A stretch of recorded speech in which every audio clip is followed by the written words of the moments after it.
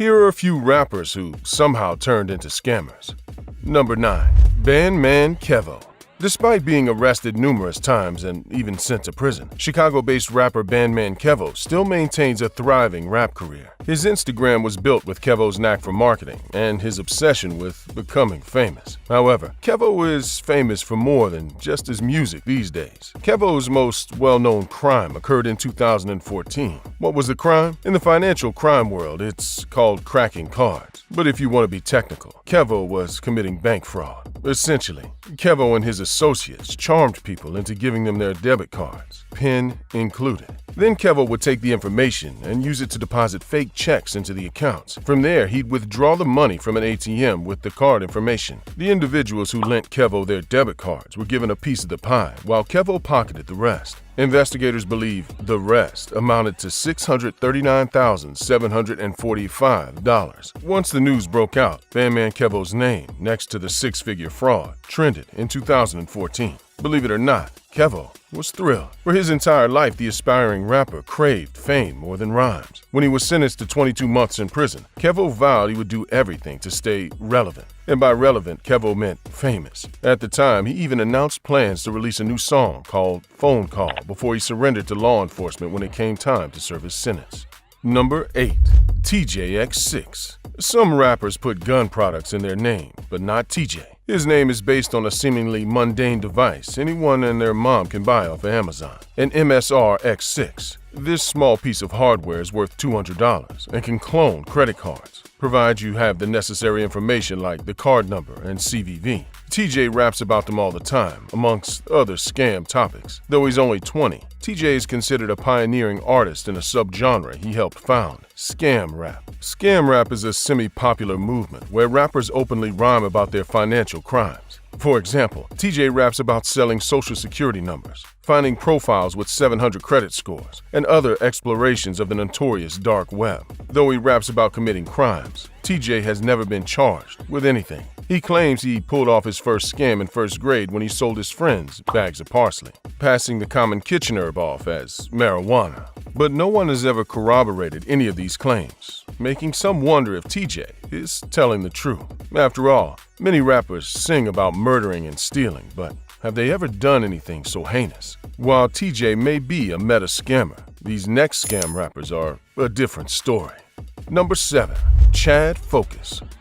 He was on billboards in Times Square, gracing top 40 dance charts and accumulated a few million views on YouTube. Chad Focus, on the surface at least, was going places. Until 2019 when Chad was charged with wire fraud, conspiracy to commit wire fraud, and identity theft. According to his music videos and Times Square billboard, Focus was the #1 artist in the world and needed to be smothered by models and dollar bills falling from the sky. Except they weren't falling from the sky, and Chad Focus wasn't #1 in any relevant category. The real Chad Arlington, was a search engine specialist from 2015 to 2018. During his 3-year tenure, Chad and 3 other employees used a company credit card to buy recording equipment for themselves. They also used the company's credit line to pay for airline tickets, fancy restaurant bills, and artificial social media followers, likes, and views. Overall, Chad spent $4 million that wasn't his to spend. Now he faces a potential 20-year prison sentence with a minimum of 2 years for aggravated identity theft. When Chad's sentencing day came around in May of 2021, Judge Bennett ordered him to serve 30 months in prison. Bennett also ordered Chad to pay back the $4 million he stole. However, following through on that order might prove harder than surviving in prison. Number 6. Gorilla Black. Charles Tony Williamson, aka Gorilla Black, is very open about committing his many financial crimes. In an interview with DJ Vlad, Black told the YouTuber how he bought the credit card numbers, then purchased the magnetic strip, which is the horizontal black strip you use to scan your card, and other equipment necessary for stealing someone else's identity. According to the investigation conducted in 2012, Black purchased over 27,000 credit cards off the dark web. Several branches of law enforcement found that Black used the cards and the other card parts he bought to steal $150,000. In 2012, Black was indicted on 22 counts of fraud. However, while waiting for his trial to begin, Black continued buying credit cards until the Secret Service busted him and brought him back into custody. When his day in court rolled around, Black pleaded guilty to all counts. In total, he faced approximately 45 years of prison time and $1.5 million in fines. Though Black didn't rap about stealing the money in his songs, he did explain why he committed these crimes. He told DJ Vlad that he's always strived to make money wherever he could, and there's no easier way to make money than online credit card fraud. Credit card fraud's inherent convenience also allowed Black to take care of his number one priority, supporting his family. Black is out of prison and with his family once again, but currently serving a 5-year supervised release. Number 5. Aaron Burns Burpo. The best news stories start with Florida Man, and this next fraud story is no exception. Aaron Burns Burpo, who is, of course, from the Sunshine State, was involved in a bizarre scam that ended in a Georgia Fairfield Inn. Burpo was staying there as someone else. Instead of being Aaron, he was a member of the famous rap group, Wu-Tang Clan. Of course, there are 2 members in Wu-Tang, so Burpo had brought along an accomplice, Walker Washington. The duo made a career out of staying in fancy hotels, renting luxury limousines, and ordering expensive food from catering companies. For the most part, people believed them. Walker and Burpo ran their scheme for nearly 3 years until they stayed in the Fairfield Inn in Augusta, Georgia. The employees there became suspicious of these guys pretending to be famous hip-hop stars and eventually called the cops. When the authorities apprehended the duo and dug a little deeper into their background, they discovered how these rap imposters afforded a celebrity lifestyle. For the past 2 years, Burpo and Walker had been going on the dark web and stealing people's credit card info. In total, they stole around $300,000, spending most of it on expensive stuff from 19 different businesses, all of whom expect to get their money back once Burpo completes his 84-month prison sentence. Number 4. Pop-Up Boys. The Gothamists accurately described this next fraud case as straight out of a Key and Peele sketch. But absurd satire is supposed to be just that, absurd, which is defined by the dictionary as wildly illogical. The Pop-Up Boys, a Brooklyn-based group of 39 loosely affiliated rappers, are as absurd as you can get. During their heyday, the boys released a song with the lyrics, "I'm cracking cards, 'cause I'm a scammer," and they weren't exaggerating. The boys stole around $414,000 from various accounts they harvested from the dark web. Most of the time, the individuals who owned the accounts had no idea 39 rappers were draining their credit lines in Brooklyn. And how did the group decide to spend their money? Fortunately, the Pop-Up Boys provided us a clear answer in one of their rap songs, saying, "Watch the money do a backflip, early morning up at Saks Fifth." They're, of course, referring to Saks Fifth Avenue, the luxury clothing store where everything costs way too much money. The authorities also found many other expensive purchase records to corroborate the boys' song lyrics. Thanks to the payment records and the easy-to-understand lyrics, investigators obtained warrants and found card forgery equipment in the homes of various boys' members, leading to the arrest of all 39 of them in 2016. Number 3. Self-Made Cash. In an Instagram post from August 8, 2019, rapper Self-Made Cash announced a new album called The United States vs. Self-Made Cash. He recorded and produced the album in light of the fraud charges brought against him by police who caught Cash committing credit card fraud and identity theft on the dark web. But in all honesty, you don't have to be an ace detective to figure out Cash was stealing money from people's credit cards because he rapped about doing it. Like Fontrell Baines, Self-Made Cash, whose legal name is Jonathan Woods, likes to rap about his criminal activities. A track titled Swipe God Freestyle features intimate lyrics like, "Off these swipes I made a killing," and "Who could forget, I made 10, ain't have to split it." Strong words from the self-proclaimed swipe god, who released another track dubbed In Swipe I Trust. In addition to words, Cash also used images of credit cards and credit card skimmers to boast about how much money he was making, providing investigators plenty of evidence to prosecute him with. Number 2. G Herbo. G Herbo is not like the other rappers in this video. He is already signed to a major label and has a Billboard 200 album under his belt.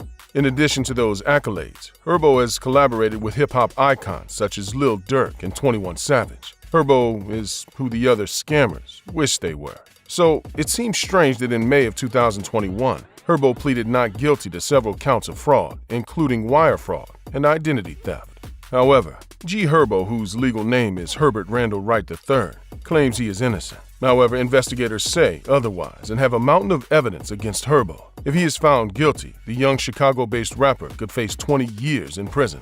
To avoid a potentially lengthy sentence, Herbo must convince a judge the mountain is a molehill. The prosecutors going after Herbo are accusing him and co-conspirators of charging numerous expenses to compromise the counts. The costs include luxurious trips, designer puppies, we're not sure what that even means, private jets, and renting fancy Jamaican villas. Prosecutors have yet to prove whether these luxuries were funded by stolen money or music income. In other words, Herbo's trial is sure to be interesting. Number 1. Nuke Bizzle. Fontrell Antonio Baines, who performs under the stage name Nuke Bizzle, kicks off his most famous music video, called EDD, with a mail truck delivering several envelopes full of cash. From there, Bizzle spends the rest of the video dancing with wads of money and working behind a laptop. We've actually covered this interesting rapper in depth. Click to learn much more in depth about his idiotic scam here.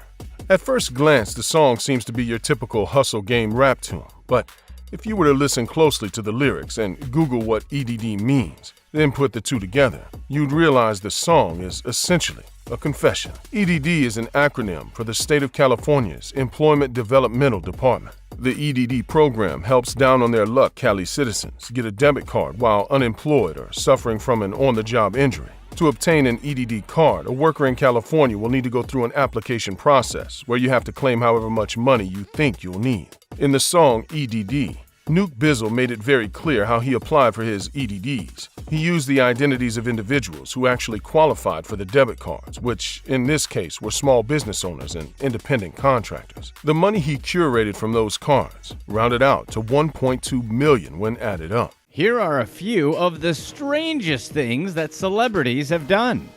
Number 10. Charles Barkley.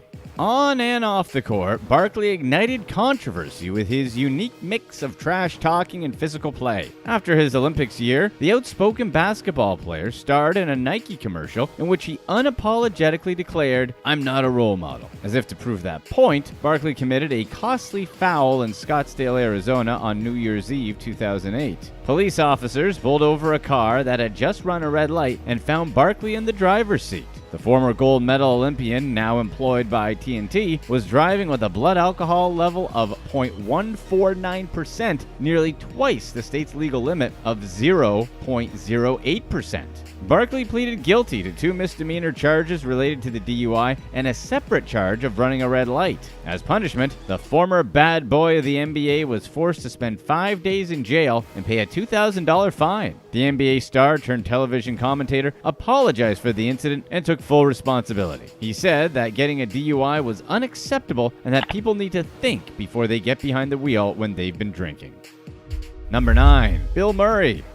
If you didn't know, Murray has a weed story for the ages. The famed comedian was once a pre-med student at Regis University, a Catholic college in Denver, Colorado. On September 21st, 1970, he was preparing to board a flight to Denver from Chicago. As he waited in line, he decided to crack the worst joke of his career. He told a fellow passenger he had 2 bombs in his suitcase. A ticket agent who overheard Murray's comment quickly alerted authorities. Minutes later, 2 U.S. Marshals searched his bags. They didn't find any bombs. Instead, they discovered 5 bricks of marijuana weighing 10 pounds, an amount worth about $20,000.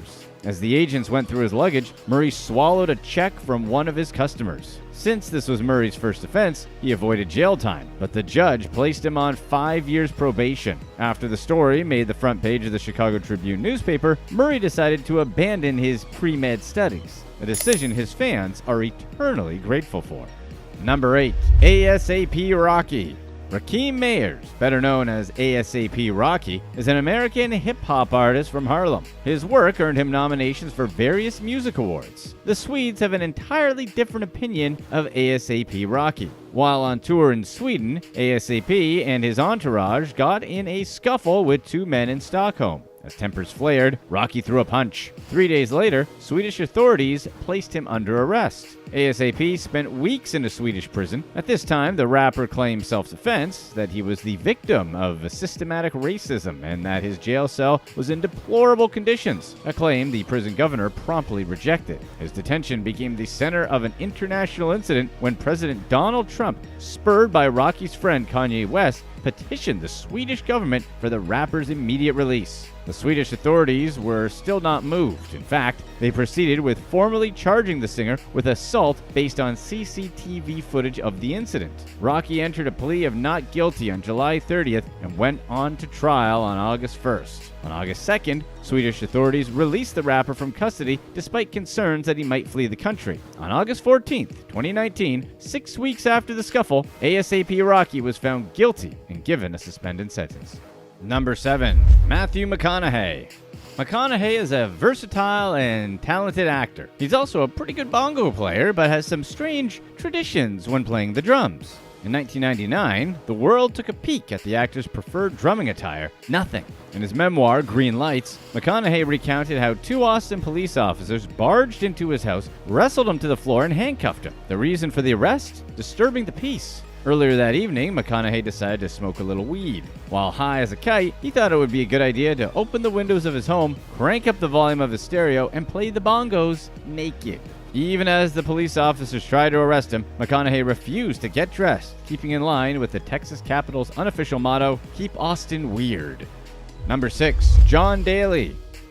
Daly is a golfer with a career as inconsistent as his personal behavior. His power and distance off the tee earned him the nickname of Long John, becoming the first PGA Tour player to average over 300 yards per drive over an entire season. On and off the greens, Daly exhibited some erratic behavior. At the Australian PGA Championship in 2002, he tossed his putter into a pond after finishing his round, refused to sign his scorecard, and verbally abused an official. 6 years later, he smashed a fan's camera against a tree in a fit of rage. In a tournament in Memphis, Tennessee, Daly showed up with cuts on his face. The night before, he argued with his 4th wife, an argument that ended with her chasing him with a steak knife. Daly's vices included substance abuse, alcohol, drugs, and Diet Coke, which he claimed he drank 500 gallons of per year. He was also addicted to gambling. According to one estimate, Daly lost $3 million per year for 17 straight years to gambling. After being arrested for public intoxication outside a Hooters restaurant in Winston-Salem in 2008, Daly tried to turn his life around. He stopped drinking and lost over 100 pounds thanks to lap band surgery. Unfortunately, in September of 2020, doctors diagnosed him with bladder cancer. Daly recommitted himself to improving his lifestyle, including giving up smoking and Diet Coke. Find out more about John's crazy life with this video here. Number 5. The Bachelorette. Hannah Brown was an interior designer and a former Miss Alabama when she starred in season 15 of The Bachelorette. At 24 years old, the youngest bachelorette in the show's history was looking for love and commitment. Instead, she got humiliated. One of the male contestants, Jed Wyatt, a singer-songwriter from Sevierville, Tennessee, decided to join the show despite having a girlfriend who he told to wait for him. According to Jed's girlfriend, a woman named Haley, he only went on the show to promote his music. He assured her they'd be back together after filming. There was only one hitch with the plan. Jed won the contest and got engaged to Hannah Brown. But when Hannah read about the double cross in a People magazine report, she ended the engagement and broke up with the two-timing singer. Jed tried apologizing on stage, professing he still loved her, but Hannah wasn't buying it. Later, she said she didn't need a husband, she only wanted a husband, but not one who leads a double life. Number 4. Kanye West. Kanye needs no introduction. As a professional performer, he knows how to work a crowd. But at a 2014 concert in Sydney, Australia, he made a real boneheaded move. He asked everyone to stand for his song, The Good Life, and he meant everyone. When he spotted 2 audience members who didn't get on their feet, he interrupted the song and refused to continue the show until they stood. Kanye taunted the pair, saying he couldn't do the song unless everyone was standing up. He added that having a handicap was a good enough excuse, but then he went back on that sentiment. Kanye grew impatient as he continued to wait. As some among the crowd started to jeer and boo, an exasperated Kanye said it was the longest he'd ever had to wait to do a song. He was in disbelief that some people wouldn't stand up. By now, some of the audience members standing near the sitting couple tried to gesture to West that the 2 fans he targeted could not stand. One was in a wheelchair, the other had a prosthetic limb, which he proceeded to remove and wave in the air. Kanye realized what he did, said, "Okay, you fine," and continued his set. Number 3. Justin Bieber. Teenagers make poor choices. Famous teenagers with lots of money, like Bieber, make even worse choices. In January of 2014, Miami police pulled over a yellow Lamborghini drag racing through a residential neighborhood. The Lambo was going twice the speed limit in a 30-mile-per-hour zone. The driver of the Lamborghini was an intoxicated minor who wasn't cooperating with the officer's instructions. The then 19-year-old superstar, Justin Bieber. Bieber was belligerent and clearly impaired. His eyes were bloodshot, his face flushed, his breath smelled of alcohol. When he failed a field sobriety test, Miami police officers arrested the singer on charges of drunk driving, driving without a valid license, and resisting arrest. Bieber later admitted to having consumed alcohol, marijuana, and prescription drugs. This was Bieber's first arrest, though Los Angeles County Sheriff deputies had previously investigated him for felony vandalism on suspicion he egged his neighbor's home, causing $20,000 in damages. That's a lot of eggs. His California neighbors also reported that Bieber had a habit of racing sports cars through their ritzy neighborhood. After Bieber's arrest, over 250,000 Americans signed a petition to have him deported to Canada, a motion the Obama administration declined to address. Number 2. Kim Basinger.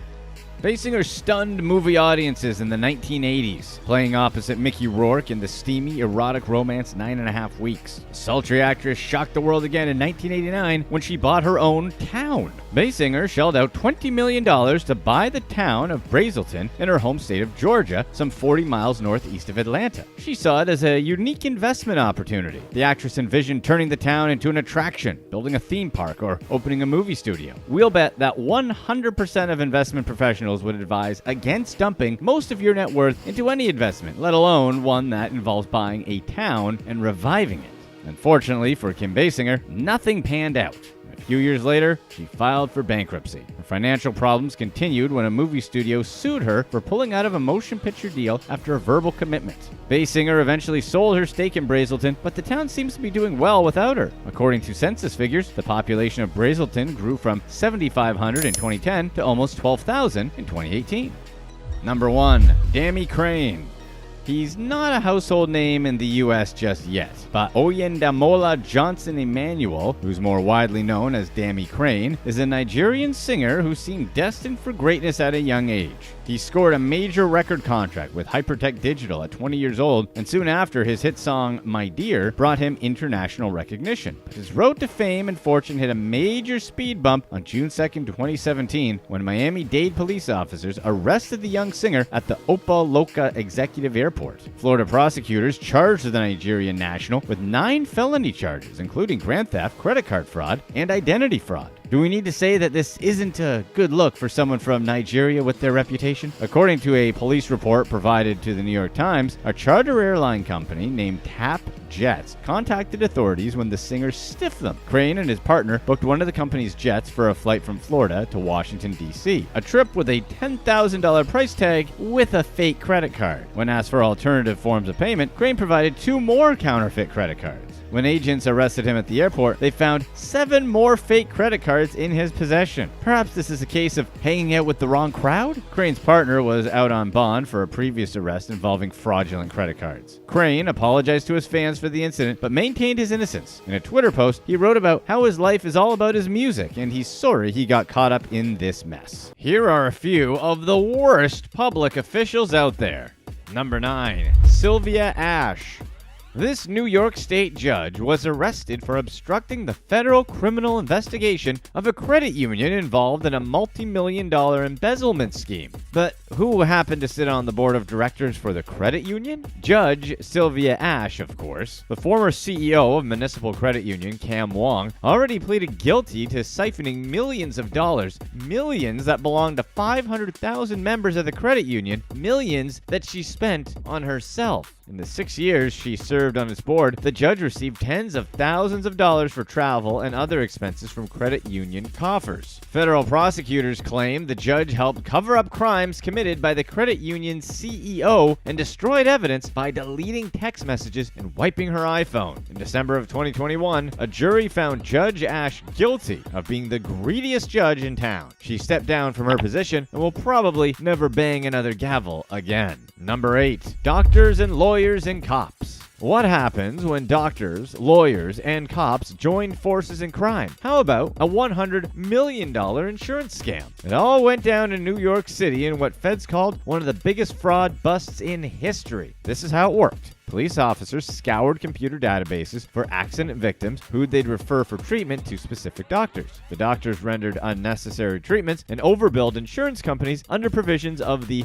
no-fault motor vehicle accident laws. In New York, insurance companies must pay for a victim's medical bills when they're involved in certain types of accidents. In this case, when nobody's at fault, the insurance company gets left holding the bag. From the insurance companies, the money moved to an attorney charged with laundering it, while a paralegal paid off officials and procured more leads to keep the scam going. But who was at the head of this multi-million-dollar operation? Alexander, Little Alex, Gulkarov, and Bradley Pierre led their respective gangs to swindle a combined $100 million from insurance companies. Their gangs were far from the conventional New York gangs you see in the movies. These guys knew exactly how to scam insurance companies and get away with it for years at a time. Little Alex's gang made off with about $30 million, while Pierre took the lion's share at $70 million. Still, their schemes came crashing down once the Justice Department got involved. If convicted, all those involved could face decades behind bars.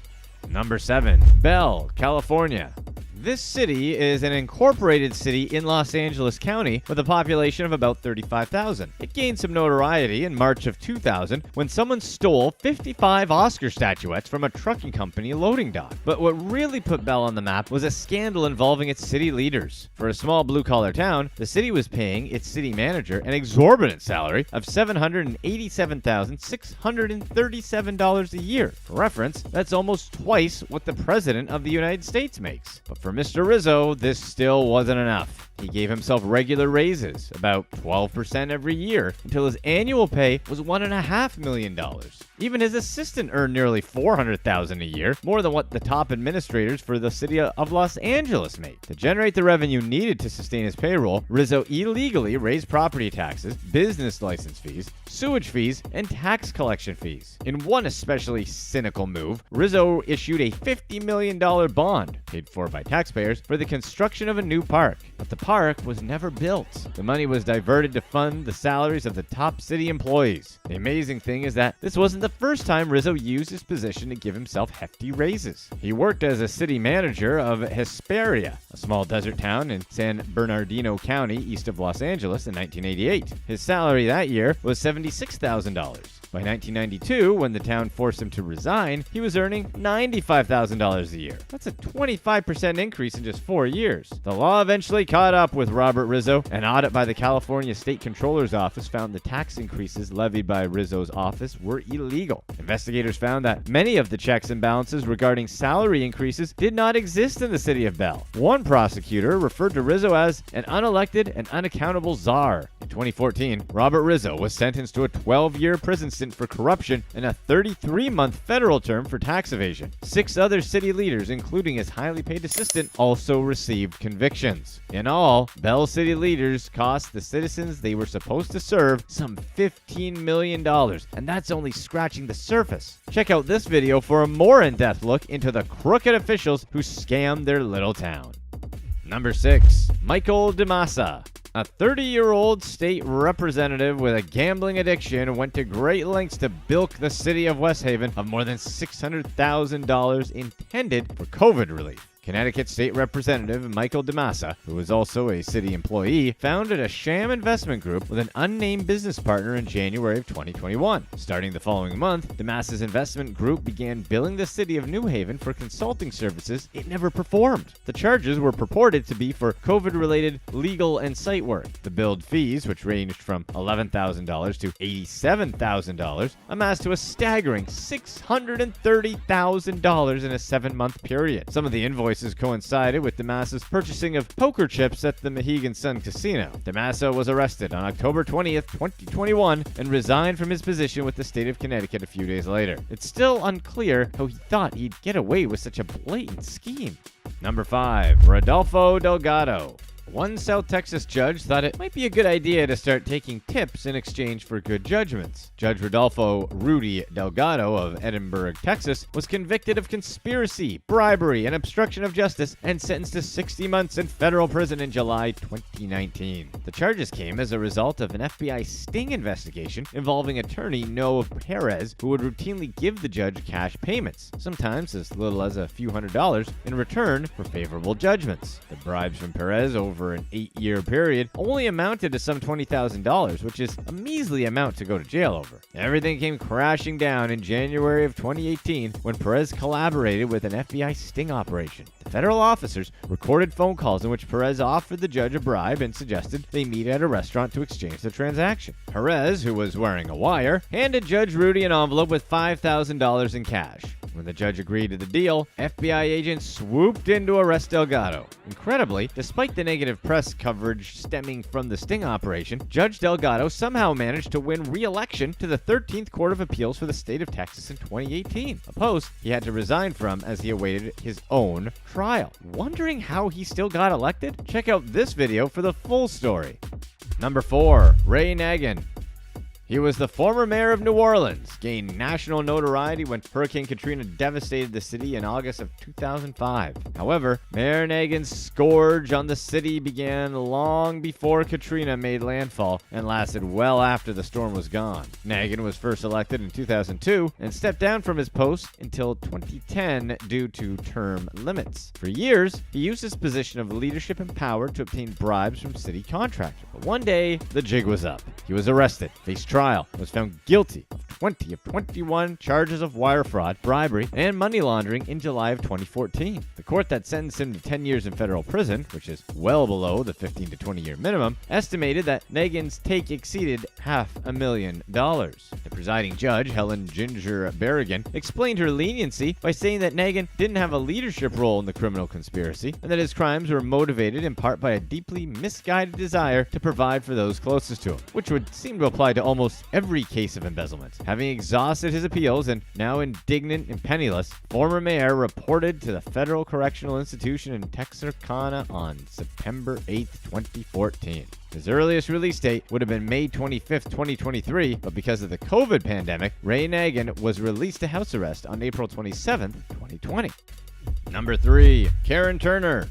It started as a routine traffic stop. New Jersey police pulled over an SUV for having illegally tinted windows and a partially obstructed rear license plate. They issued a citation as the driver didn't have insurance and was driving with an expired registration. Though, to their credit, they were only teens, but probably didn't know any better. But things didn't escalate until the underage backseat passenger called her mother to come pick her up. The girl's mother, it turns out, was Karen Turner, the commissioner of the Port Authority of New York and New Jersey and a former Hillary Clinton aide. Not content with the usual "do you know who I am" line favored by most politicians, Commissioner Turner flashed her Port Authority badge to the unimpressed officers. Feeling slighted, she ripped into an 8-minute profanity-laced tirade against the officers. Unfortunately for her, the whole incident was caught on the patrol car's dash cam. This triggered an internal investigation, which resulted in her sudden resignation. Even worse, the dashcam video went viral, quickly becoming one of the most memorable displays of self-humiliation in American politics and shredding Commissioner Turner's reputation to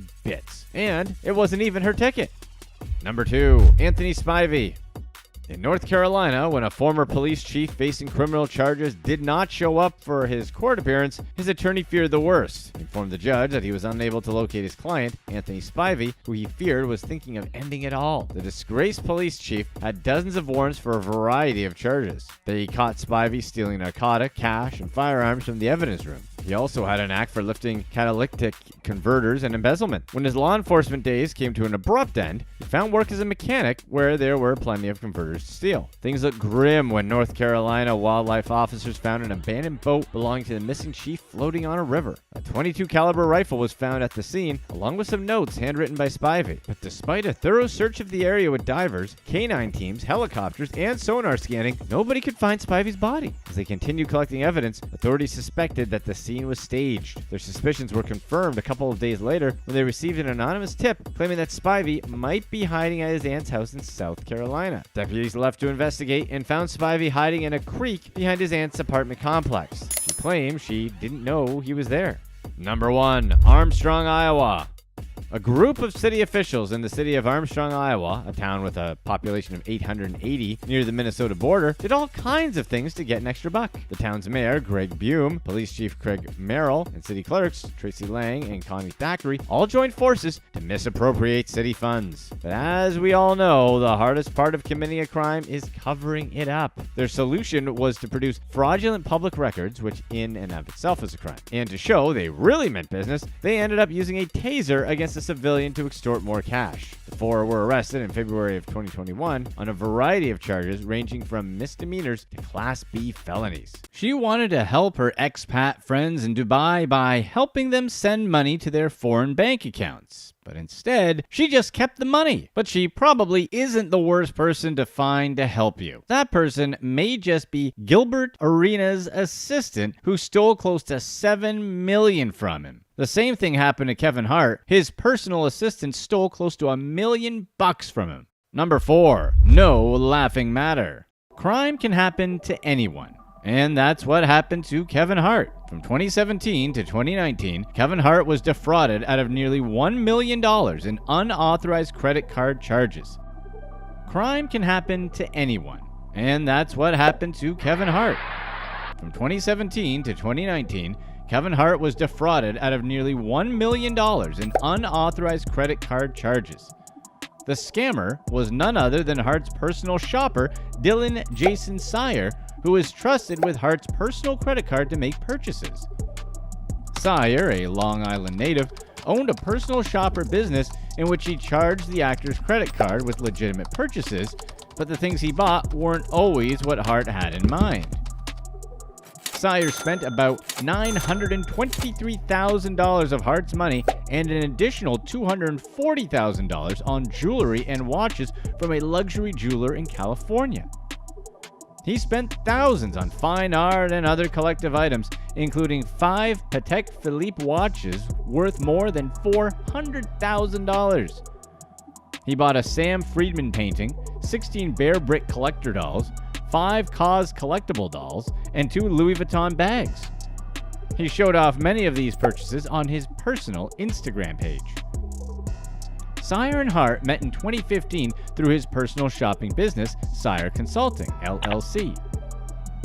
He was hired to make several purchases for the actor and was given his personal credit card under the assumption that he would only make authorized purchases. By the time Hart uncovered the year-and-a-half-long scam, he was out more than $1 million. The cops kicked in his door to serve a search warrant in February 2021. They recovered about $250,000 worth of cash and goods. Sire was arraigned and charged with a laundry list of fraud and theft charges and potentially faces up to 25 years in prison. The Queens County District Attorney warned that no one, not even celebrities like Kevin Hart, are immune to scams. Number 3. Almost a Hilton.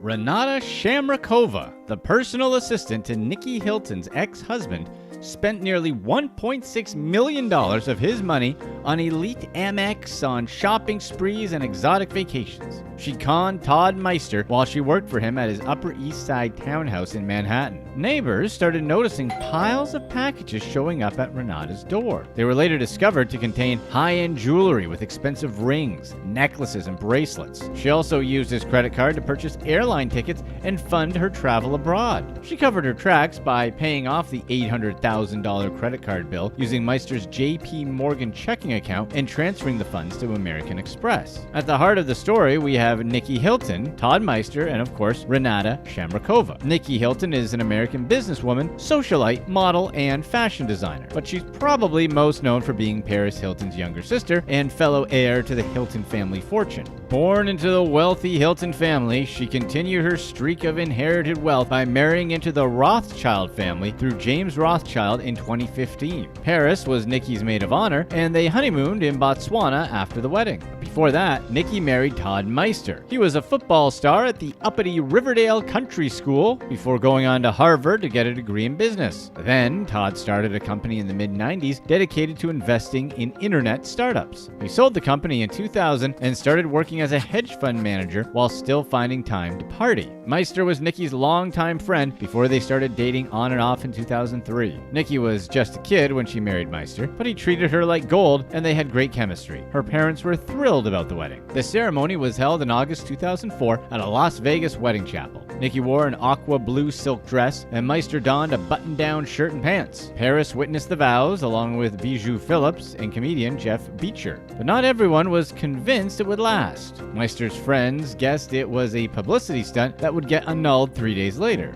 Unfortunately for the couple, he wasn't so far from the truth. The marriage was annulled 3 months later, with the couple saying they got married on a whim. According to friends of the couple, they tried to give their marriage a fair shot, but it just wasn't meant to be. But while he was distracted being the newest member of the Hilton family, his personal assistant was stealing his Amex.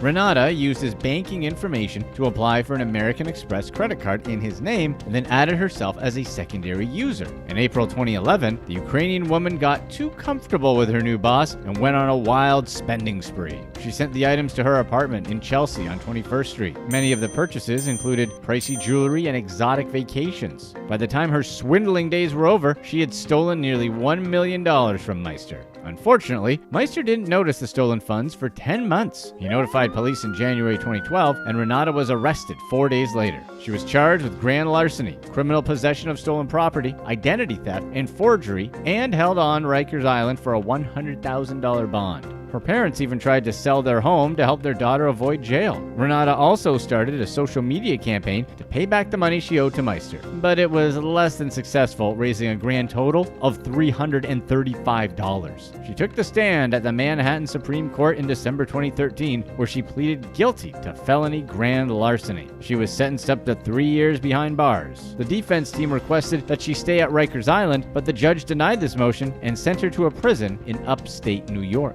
Number 2. Play money. Ex-NBA star Gilbert Arenas found out of the blue that his trusted personal assistant, John A. White, scammed him out of roughly $7 million in Arenas' estimation. However, on court docs, Arenas could only prove around $2.1 million. Arenas only found out when he started noticing discrepancies in one of his bank accounts where he would have what he called a play money bank account. White had given himself unauthorized access to this specific play money bank account that Arenas used basically as a petty cash account. Whenever Gilbert needed, for example, $20,000 for a weekend trip to Miami, Arenas would have White call up Arenas' money manager and have him transfer the money to Gilbert's play money bank account. Then the money would be in there for Arenas to use. But White went on and abused this power by telling Arenas' money manager that Arenas would need money for a made-up purchase. And as soon as that money would touch the play money account, White would transfer that money into his own bank account. So Arenas would never see the discrepancy in the balance, and the money manager would never follow up with Arenas since White was his personal assistant. At the height of Arenas' career, Arenas' assistant was stealing millions of dollars by transferring money from Arenas' bank account into his own. He spent the money on a home in Florida, a Ferrari, and a Range Rover. White was found guilty and sentenced to 57 months in federal prison and 2 years of supervised release. The judge banned him from opening or using any credit cards without his probation officer's permission. White asked for a retrial when new evidence emerged that could change his guilty conviction. Many witnesses came forward with statements that Arenas was aware of the big transactions White was making on his behalf. White also found signed forms from the bank showing that Arenas was fully aware of these transactions. People close to Arenas came forward to say that the NBA star was known to spend carelessly, like when he bought a home for one of his girlfriends in Florida. The scammer accused Arenas of lying when he said White wasn't authorized to make these big purchases. Then there are Arenas' Instagram posts that seem to brag about defrauding American Express by not paying his tab at a gentleman's club. Still, the judge wasn't convinced. He rejected White's request for a retrial, saying this new evidence didn't suggest innocence and wasn't relevant to the criminal case. Number 1. Forex Fun. Katie Blaymeyer moved to the United Arab Emirates in 2011 to start working as a physical education teacher at an international school where she taught a British curriculum. She was born and raised in Lancashire, England, but moved after her mother died in 2008. When her 5-year contract ended at the international school in UAE, Blaymeyer started doing private swimming lessons for the children of wealthy locals in their personal pools. Then, she got a Facebook message that invited her into a life of crime. Someone asked her if she was looking for work, hoping she would be able to swap their Emirati dirhams for another currency at a better rate than what the banks offer. At first, it didn't seem to be a problem. Blaymeyer, a staple in the Dubai party scene, did these currency exchanges for a while. A driver picked up the sender's money and brought it to Blaymeyer. Then she'd exchange it for cash in her British bank account. She offered reasonable rates, and there weren't any problems until things snowballed and went totally wrong. During the pandemic, she saw the opportunity to rip off many expats, especially Emirates airline crew members and pilots who had been laid off and were desperate for better exchange rates. She used fake names like Imogen Smith and Don Smith to lure them in. Her clients thought she was genuine until they realized their money wasn't being returned. One businessman, Mr. Osman, said he lost £42,000 to Blaymeyer after using her services to expand his kebab business. She told him she was pregnant and wanted to get rid of her dirhams so she could return to her husband in the UK, a win-win for them both. But then she disappeared. Osman spent 2 stressful, sleepless weeks trying to get in touch with her. When he confided in some friends, they told him that Blaymeyer had a reputation for scams. An Australian air hostess lost £6,500 after trying to send money back home to put a deposit down on a house. A Spanish pilot said he lost £22,000 trying to send money home to pay for his father's funeral. He saw Blaymeyer's posts in an airline Facebook group and assumed she worked in the industry. He trusted her. The deal was supposed to save him £250 in bank fees, but the money never arrived in his account in Madrid. Blaymeyer met his wife and kids and was friendly to the whole family. The pilot never knew she was capable of such heartlessness. She also scammed a British pilot out of £50,000, a Belgian cabin crew member out of £20,000, and a French airline worker out of £18,000.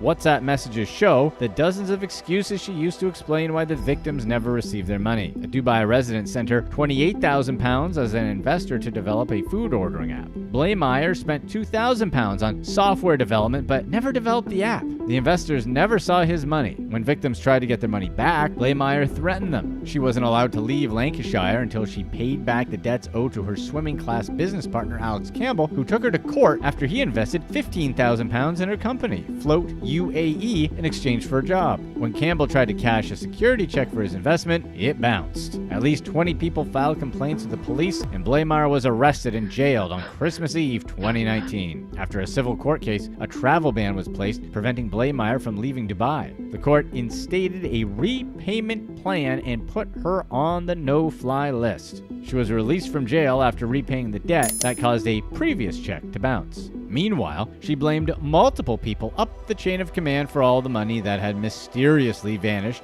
and denied that she was operating a scam. She said she used £100,000 of her personal savings to repay some victims, leaving 8 victims who owed a total of £80,000. According to Blaymeyer, she's the real victim here, saying she's been blackmailed and received death threats. Sometimes she even blamed the bank for the mix-ups that caused her to serve jail time. If you're a fan of reality television, fascinated by life down south, and like to watch old-fashioned family banter, then you would love the show Crisley Knows Best. The show revolves around Georgia real estate mogul Todd Crisley and his family as they navigate uber wealth while trying to maintain down-home American values. It premiered in March 2014 on the USA Network and has filmed 10 seasons since then. Todd has 5 biological children, the oldest 2 with his ex-wife, Teresa Terry, and the youngest 3 with his current wife, Julie, a main character on Crisley Knows Best. The couple also has full custody of Todd's granddaughter. Todd says he's a self-made millionaire from a small rural town. With hard work, he moved into a gated neighborhood in Atlanta with several celebrity neighbors. His real estate fortune allowed his family to live in the lap of luxury. He flew to Los Angeles for haircuts and spent thousands at a time at Louis Vuitton and Saks Fifth Avenue. Their main home is 30,000 square feet, and he spends at least $300,000 per year on clothes. Even though Todd earns millions of dollars each year, the show focuses on the same problems faced by members of the American middle class. Todd's also known for being a hypochondriac and even rented a hyperbaric chamber and spent money on IV treatments to improve his health. He recorded music with his country country singer friend Sarah Evans. He also started his own production company with a show on Netflix called DeMarcus Family Rules, about the basis for Rascal Flatts and his family. But behind the fancy cars and family drama is a mountain of scandal. Their lavish lifestyle, apparently funded by Todd's real estate success, was all a lie. For years, the family simply submitted false paperwork to take out bank loans. In August 2019, everything hit the fan. The Chrisleys were indicted on 12 counts of bank and wire fraud, tax evasion, and conspiracy. Officials accused them of scamming the state out of $2 million in taxes between 2008 and 2016. Prosecutors claimed the couple also used their production company, 7C Production, to hide more than $1 million of reality TV income from the IRS. Todd shifted blame to an employee, Mike Braddock, alleging that Braddock forged asset and income documents without his consent. The Chrisleys turned themselves in and pleaded not guilty to the charges. The following October, the Georgia Department of Revenue cleared them of their tax evasion charge. But it wasn't over yet. It turned out that much of the family fortune didn't come from real estate, but from bank loans. According to the Department of Justice, the Chrisleys used the money to buy luxury cars, designer clothes, real estate, and travel. They filed for bankruptcy and were able to walk away from $20 million in loans. Around the same time they filed for bankruptcy, the family received 9 offers for a reality TV show. So they operated a loan-out company that received the income earned from the show and other entertainment gigs and transferred it to corporate bank accounts in Julie's name to avoid paying $500,000 in delinquent taxes. Then the family transferred bank account ownership to Todd's mother to further hide the riches from the IRS. In 2014, Julie made fake financial documents and lied to real estate agents in the hopes of securing a luxury rental home in Los Angeles. But they never paid rent, and the homeowner eventually filed an eviction lawsuit. For example, some of their loan request documents stated they had $4 million of assets at Merrill Lynch, but they didn't even have an account at the bank.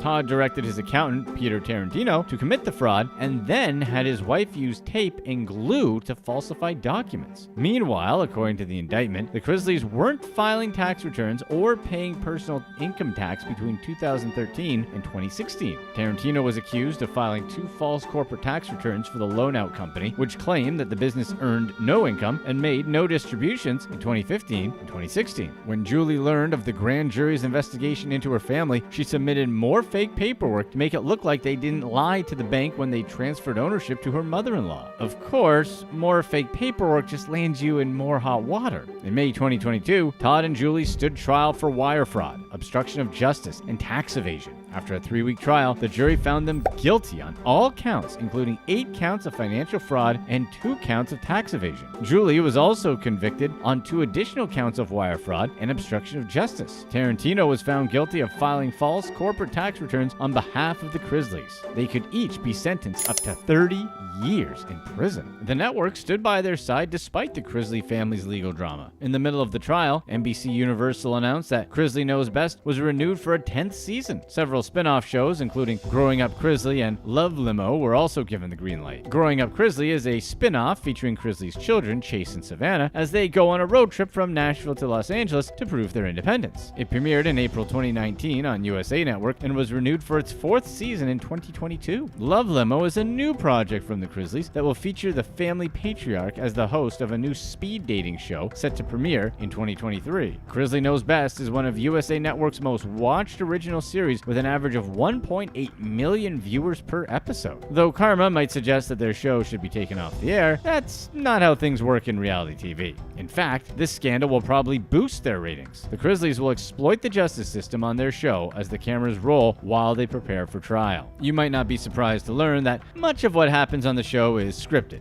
Chrisley's signature one-liners are so perfectly timed that many viewers wonder if they're organic. The answer is no, even though Mr. Chrisley says otherwise. Chrisley claims to be a son of the South whose witty remarks come naturally to him, but an inside source confessed that a crew of writers was hired in 2017 to work on the show. More than half of the dialogue is scripted, and many scenes are filmed again when they don't come out as funny as Todd wants them to be. They're so obsessed with themselves that there are now 5 spin-off series about the family, including a podcast called Chrisley Confessions, hosted by Todd and Julie. Aside from their financial and legal scandals, there's no shortage of family drama, which is why the series is so popular. Todd has strained relationships with his eldest children, Lindsay and Kyle. While Lindsay married Will Campbell in January 2012, Todd was upset that Will didn't ask for his approval beforehand. He transferred his anger to Lindsay, saying it was disrespectful. Todd was offended by the way their marriage began, and the father-daughter relationship only got worse on air. In season 5 of Crisley Knows Best, Todd claimed that Lindsay's animosity toward the family is rooted in her anger and jealousy towards her half-sister Savannah and other half-siblings. Todd claims that it began with Savannah having more social media followers than Lindsay, and then that Lindsay wasn't getting enough time on screen.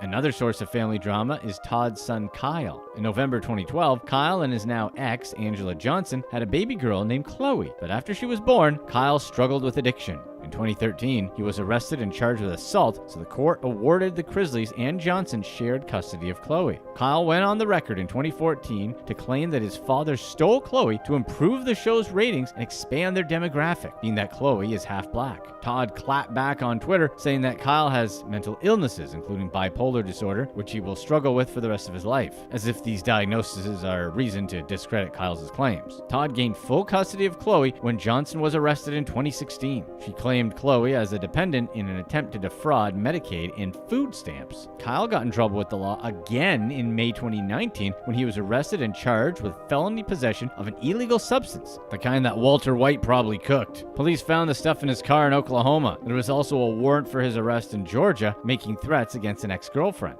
The district attorney dropped the drug charges in Oklahoma. He was booked for the threats in Georgia and released on his own reconnaissance. In another case of family drama, Lindsay filed a police report in July 2019 claiming that Todd and his son Chase were teaming up to release a risque tape involving her. Todd fired back, saying he tried to keep her extramarital relationships with Bachelorette cast members Robbie Hayes and Josh Murray a secret. He never had any intention of releasing a tape of his daughter. Murray said that he and Lindsay were friends for years and that they never intentionally made a tape. Instead, they got caught on a security camera. Meanwhile, Lindsay's attorney claims that his client is a constant target of lies, harassment, and threats from the people who are supposed to be her family. After 9 years of marriage, Lindsay announced her split from Campbell in July 2021. Todd posted a message of support for his daughter, even though he blocked her on social media. On a podcast, Lindsay said she was shocked to hear about her father's post since he still has her phone number and could have reached out to her directly. In August 2021, Todd said he didn't reach out to Lindsay about the divorce because he felt it wasn't his place.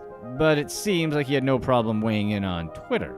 Then there are the famous allegations that Todd is attracted to other men. He embraces the rumors, saying he's flattered that men find him attractive. He and Julie got married in 1996 and have been happily married ever since. As a flamboyant, fashion-minded Elton John fan, Todd may fall into certain stereotypes, but he doesn't mind. Todd and Julie blame the false loan documents on a company employee, Mark Braddock. Todd met Braddock in the early 2000s through their children's school and became good friends. Braddock worked for Todd's foreclosure management company until 2012. Crisley's accusations of Braddock backfired on trial when Braddock said that he was hired by the Crisleys to participate in the scam. Todd apparently asked him to create fake Microsoft Word documents to inflate income so he could take out more in loans. Crisley's attorney claimed Braddock was obsessed with Todd and stole money from the family. Braddock cooperated with the federal government in exchange for legal immunity. He said that Todd and Julie lived well beyond their means, paying salaries for 3 housekeepers, purchasing luxury vehicles, and paying for twice monthly air travel for Todd to get his haircut at the Beverly Hills Hotel. According to Braddock, Todd needed $500,000 to $600,000 per month just to break even. The couple received at least $60 million in loans. Then, Braddock made the bombshell claim that he and Todd had a year-long intimate relationship. Before taking the stand, Braddock had to confess to his wife of over 30 years that he had had an affair with Todd. But Todd denied any relationship with Braddock. Braddock testified that Todd paid $38,000 cash to an anonymous blackmailer who threatened to expose their affair and the family's financial fraud. After Todd fired Braddock from his company, Braddock tipped off the FBI about Crisley's financial and legal fraud. In June 2022, Todd and Julie were convicted of conspiring to defraud banks out of $30 million and evading years of taxes. He and his wife were given house arrest while they await further sentencing. But house arrest doesn't seem too bad when living in a mansion. As part of their house arrest, the Grizzlies also have location monitoring that only allows them to leave the house for work, medical appointments, and court appearances. They are required to tell their probation officers anytime they spend more than $1,000. With the show's future hanging in the balance, the network may try to pull some strings to lighten the couple's sentences and make sure they don't go to jail. At least there are 5 other spin-offs if Grizzly Knows Best doesn't work out. He decided to rip off Stormy Daniels, and she applied for welfare even though her husband's a professional athlete. Let's get right into the people who had no reason to run a scam. Number 4, Ms. Greedy. Jade Robinson collected fraudulent welfare payments from a Commonwealth entity while claiming to be a single mom while she was married to her rugby player husband who earned $160,000 a year. She collected the payments from Centrelink, an assistance program for the Australian government that pays out benefits to retirees, the unemployed, families, carers, parents, people with disabilities, and other disadvantaged people. Despite not being really disadvantaged in any real sense of the word, Jade collected almost $50,000 in payments from the entity. And she did this despite being happily married to David Fifta, a rugby player who earned enough money for her to lead a comfortable lifestyle. The couple actually married in 2014, but Jade started collecting the payments in 2011 and didn't stop until 2016. Jade got herself into this pickle in 2011 when she clicked a box in a Centrelink form that said she was a single mom with 2 young boys who never married or lived with a partner.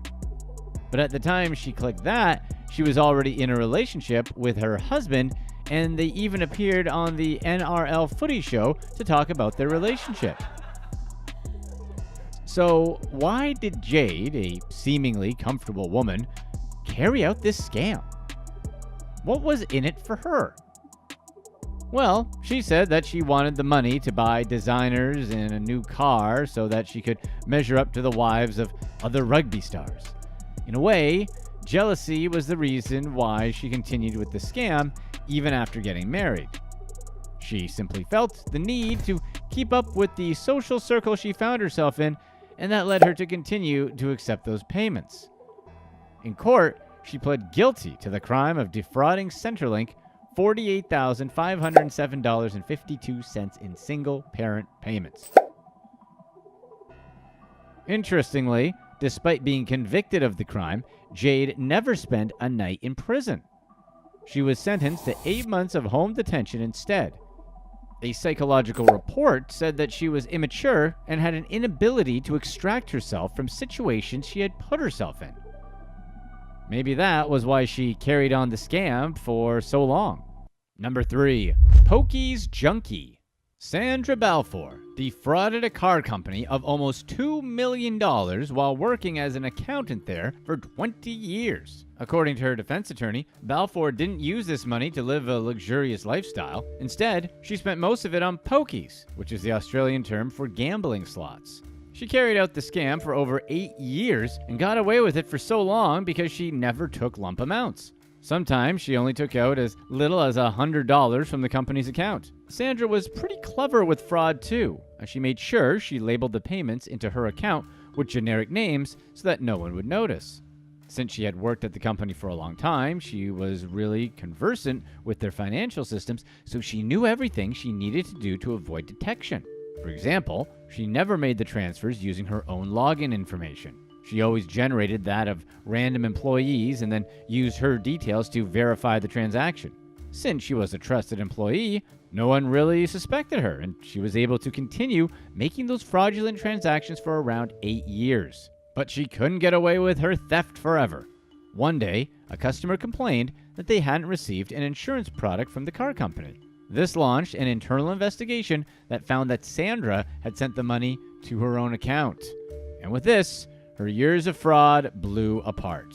The car company promptly discovered that Sandra had scammed them for around $1.89 million from 2010 to 2018. She was immediately arrested and charged to court. In court, her attorney argued that she didn't steal because of greed, but because of need. He said her addiction to gambling was the reason why she stole, and she was merely a victim of this horrid addiction. The prosecution argued that Sandra had established history of fraud because she had been once convicted of defrauding another employee of $30,000 in an unrelated case.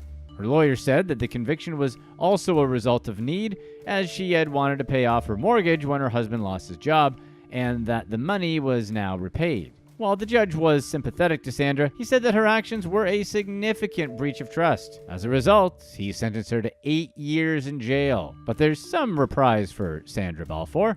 She'll be eligible for parole in 2024, just 6 years into her sentence. Number 2. Still rich. Multimillionaire Eli Taktuk used investor money from his real estate scam to pay for his divorce from his supermodel wife. Eli got married to his wife back in 1998. However, they got divorced in 2011, and his wife, Daniela Seaman, got married to footballer Cesc Fabregas after leaving him. As part of the divorce settlement, the court ordered Eli to pay his wife £1.4 million. Unfortunately, Eli couldn't put that cash up, and this led to the sale of a £5.5 million property in London to a company that Fabregas had an interest in. So Eli was basically forced to sell his family house to his ex-wife and her husband to afford their divorce settlement. Outside of paying the settlement to his ex-wife, Eli also had other bills that needed paying. For example, he had lawyer fees that were very expensive. But instead of finding legal means to raise this money, Eli did the unthinkable. He decided to get it through fraud. During the period that Eli was dealing with divorce proceedings, he met Adrian Knoll and his father Frank Knoll. They came from a wealthy Swiss family and were interested in investing in a joint venture with Eli. The business proposition was simple. They would bridge finance the purchase of a property and its renovation and sell it for a profit. However, instead of using the funds provided by the Knolls to finance the purchase and renovation of the apartment, Eli used it for something else. First, he paid off a huge chunk of his legal fees from his divorce. That alone took about £200,000. Next, he bought a £28,000 Porsche and then rented a £21,000 a month prop. He also spent about £20,000 on private school fees. While he was doing all of this, he was telling the Knolls a tall tale about the state of their property. He showed them multiple receipts and invoices about work going on in the apartment and even collected more money from them. He told them that he had obtained a standard mortgage for the property when he had obtained a bridging finance that ran up to £61,000 per month on interest payments. By the time all was said and done, Avenatti had collected over £2 million from them. He would have collected more if Adrian Knoll hadn't noticed that the property looked like a shell when he inspected it a year after continuously paying Eli. The straw that broke the camel's back was when the Knolls discovered that the National Bank of Abu Dhabi was selling the property at auction following a mortgage default. Once they learned of that, they commissioned a private investigation into Eli's business and discovered his lies for what they were. They found that he'd used their investment to fund his luxury lifestyle and was a frequent shopper at Harrods on their dime. Unfortunately for the Knolls, there was very little they could do about their lost investment. The property they paid for was already auctioned, and they had basically lost all of their £2.5 million. During his trial, Eli remained extremely defiant. He told the judge that his family was worth £150 million, therefore implying that he really didn't need to defraud. But the facts of the case disagreed with that argument, and it was proven beyond reasonable doubt that Eli had indeed defrauded the Knolls. In fact, the judge was so disappointed with Eli that he said he could never believe a word that came out of his mouth if it wasn't corroborated with other evidence. Eli, on the other hand, said that his behavior was due to suffering a nervous breakdown because of his divorce. The judge replied that a lot of the acrimony from his divorce was due to his actions, and as such, he should expect no pity, since that couldn't be an excuse for the lies and deception. The judge later convicted Eli and sentenced him to 7 years in jail. After his conviction, he suffered a devastating breakdown that culminated in a real attempt to take his own life. This meant that he missed his sentencing hearing, but was sent to jail all the same. While in jail, he decided to appeal the judgment, claiming that his conviction was unsafe and that 7 years were simply too much. They also argued that the entire trial was an unfair process and that the judge didn't consider his mental health issue, among other things. At the appeal court, the judges rejected his claims and told him that they had no merit and he was to finish serving his sentence. Number 1. Storms. Michael Avenatti attempted to extort Nike and defrauded a slew of his clients. He used the proceeds from those frauds to fund a luxury lifestyle that he certainly could not afford. Avenatti was hired by Stormy Daniels in 2016 to free her from a hush payment she got from Donald Trump in the build-up to the 2016 elections. Daniels alleged that Trump paid her the money so that she could hide the fact that they had an intimate relationship decades earlier. While Avenatti was ultimately unsuccessful in releasing her from the NDA she signed, his defense of her and the sensationalism she brought catapulted him to media fame. Before long, he was a regular commentator on news channels, and people generally wanted to hear him speak. Stormy Daniels herself also became really popular, and as a result got a book deal. The advance for the book deal was around $800,000, and that was where things got sticky for Avenatti. He hatched a plot to steal around $300,000 from Stormy Daniels by impersonating her.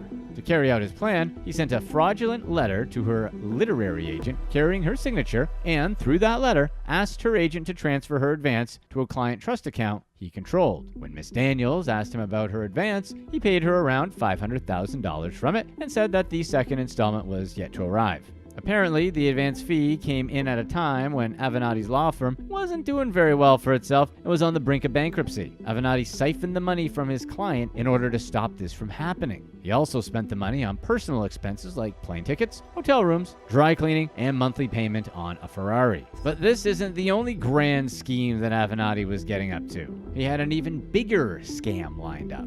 His next target was Nike. His plan was to extort the shoe company of around $20 million. To start his scam off, Avenatti told Nike that he had evidence that the company's grassroots division had paid athletes to attend certain colleges. This was potentially brand-damaging news, and Nike had every incentive to stop the news from getting out. Avenatti told Nike that if they wanted to stop the news from getting out, they needed to pay him to either conduct an internal investigation or pay him $22.5 million to resolve the potential claims of a youth basketball coach he represented. He added that if they didn't agree to his demands, he would call a press conference and tell the world about Nike's supposed underhand deals with grassroots athletes. It was a classic case of extortion. However, Nike's lawyers weren't falling for the extortion attempt. Instead, they got federal officers involved and launched an investigation into Avenatti's behavior. When the case eventually got to court, Nike said that Avenatti caused a $300 million drop in Nike stock valuation due to one tweet he sent about the entire matter. Nike's lawyers also argued that they were scared that Avenatti would irreparably damage the Nike brand due to his lies. Amazingly, the Nike and Stormy Daniels cases aren't the only examples of Avenatti trying to defraud people. He didn't just lie to Stormy Daniels and Nike. He also lied to other clients, IRS collection agents, creditors, a bankruptcy court, and a bankruptcy trustee. One of the clients he defrauded was a man named Jeffrey Ernest Johnson, who had won a $4 million settlement from the city of Los Angeles but had only received a fraction of the money through periodic payments that never went past $1,900. The rest of the settlement money was pocketed by Avenatti, and he spent it only funding his lavish lifestyle. In all, Avenatti got around $12 million in settlements for his clients and lied to them about it. He either claimed the settlements were yet to arrive or that he was being paid in installments. In any case, he made sure that his clients never saw their full settlements. He used the proceeds from this fraud to live lavishly and even co-owned a $5 million private jet that was eventually seized by the police. He didn't just use these settlement payments to live lavishly. He also used a part of it to pay for legal expenses and also pay creditors when his law firm filed for bankruptcy. He also paid costs associated with a coffee company that he owned. Outside that, Avenatti was also an avid tax dodger. For a period of 2 years, he withheld taxes from the paychecks of employees at the coffee company he owned. He also didn't pay about $3 million in payroll taxes to the government. To crown it all, he tried to obstruct the government's efforts to collect about $5 million in unpaid payroll taxes by routing the coffee company money to different bank accounts. These were all serious accusations, and if he were convicted of the crimes, he would be looking at about 333 years in prison. So, was he convicted? Did he get those 333 years? Avenatti did not get sentenced to 333 years in jail, but he certainly got some jail time. First, he was sentenced to 2.5 years for the Nike extortion case, and then he got another 4 years for defrauding Stormy Daniels. At his trial, the judge presiding over his case said that his crime against Daniels was made out of desperation and that Avenatti's behavior had been inspired by blind ambition. Despite bragging that the court would exonerate him months before his conviction, Avenatti claimed that he was indeed sorry for his actions and that he had betrayed the trust of his clients, colleagues, and people who believed in him. In a lengthy speech, he took responsibility for his action and said he had brought shame to his family, loved ones, and the legal profession at large. Boris Becker had an insatiable desire for the high life, including several homes, fast cars, expensive art, and a taste for dining in some of the world's top restaurants. His lack of business skills and controversial personal life haven't helped matters either. He appears to have suffered from terrible luck, strained working relationships, and poor decisions. Apparently, he also lost $10 million he invested in Nigeria's oil and gas industry. Becker almost lost his Maserati when his financial troubles came to light. They towed it away after he parked it illegally. Somehow, Boris scraped together the funds to get it back. Still, he had to move out of his $7 million London mansion and moved in with a friend. However, that friend is a multi-millionaire financier named Johan Elisik, who let Boris stay with him whenever the former tennis pro found himself in London. Becker wowed the world for 3 decades through the 70s, 80s, and 90s with his playing style on the tennis court. He dived headfirst for volleys and hit lethal serves that won him the nickname Boom Boom. The fans couldn't get enough of him, and the world was highly fortunate to have someone as talented as Boom Boom on the tennis court and on television. He won 3 Grand Slam singles titles, including 2 Australian Opens, 2 Wimbledon championships, and 1 U.S. Open. He also won 13 Masters Series titles, 3 year-end championships, and an Olympic doubles gold medal. The Association of Tennis Professionals, or the ATP, and the International Tennis Federation, or ITF, named him Player of the Year in 1989. Becker successfully defended his Wimbledon championship in 1986, defeating number 1 ranked Ivan Lendl in the final. However, Becker, who was ranked second in 1987, lost in the second round of Wimbledon to Peter Doohan, ranked 70th. Becker also competed in a match that became one of the longest Davis Cup matches in history. He ultimately defeated John McEnroe in a 6-hour and 22-minute match. Becker dominated on grass and carpet courts, but wasn't the best on clay. He never earned a top-level singles title on clay, though he came close in the 1995 Monte Carlo Open, almost beating Thomas Muster. Becker did win the men's doubles Olympic gold medal on clay in 1992 with Michael Stich, and his successes added to his already impressive tennis resume. In recent days, Becker's been in and out of the courtroom for his bankruptcy trial. During the trial, the court learned that Becker earned $50 million in prize money and endorsements alone during his career, roughly $130 million in today's cash. Becker also coached Novak Djokovic. He worked with BBC as a commentator and served as a brand ambassador for various companies. All of that's to say, Boris should have a steady stream of cash coming in. So, why did he default on a pair of loans and wind up in bankruptcy court? Furthermore, why did he feel the need to hide certain assets from his creditors? Despite his enormously successful career, the former number 1 has struggled financially since his retirement in 1999. Many people wonder if he had a good financial manager. You'd assume someone who reached the pinnacle of tennis would be a top real estate investor or own a successful sporting team. Unfortunately, things didn't go as planned for Becker. Boris Becker was recently condemned under the Insolvency Act and will serve half of the maximum prison term. In April 2022, a London jury convicted Becker of 4 separate crimes while acquitting him of 20 other charges related to his 2017 bankruptcy. He faced a 7-year prison stint, but was only sentenced to serve 2 years and 6 months. However, this wasn't the first time Becker found himself in legal trouble. In 2002, Becker received a 2-year suspended sentence in Germany for tax evasion and attempted tax evasion totaling over $1.7 million. The 6-time Grand Slam champion disputed all of the allegations, claiming that he did everything he was supposed to do. He even put his wedding ring up as collateral. The prosecutor had a different opinion, saying Becker acted deliberately and dishonestly and just wanted to blame everybody